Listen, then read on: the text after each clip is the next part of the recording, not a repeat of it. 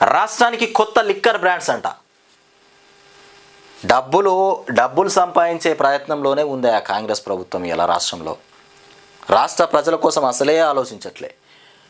మొన్నటికి మొన్న లైట్ బీర్లు మొత్తం బంద్ అని చెప్పారు. కొత్త బ్రాండ్స్ వస్తాయని చెప్పారు.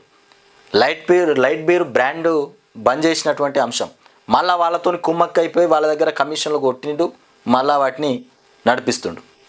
ఇక మొన్నటికి మొన్న మన అల్లు అర్జున్ విషయంలో కూడా 500 కోట్లు స్వాహా చేసిండట.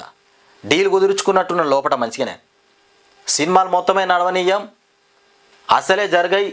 సినీ మొత్తం బెనిఫిట్ షోలు మొత్తం బంద్, అసలు సినిమాలు తీసుడే బంద్ అన్నట్టుగా మాట్లాడితే సినీ ఇండస్ట్రీకి సంబంధించిన వాళ్ళంతా రేవంత్ రెడ్డి ఛాంబర్కి వెళ్ళి ముచ్చట చేసి మరి వాళ్ళందరితో ఏం డీల్ కుదుర్చుకున్నాడో మొత్తం మళ్ళీ స్వేచ్ఛ చెప్పేసి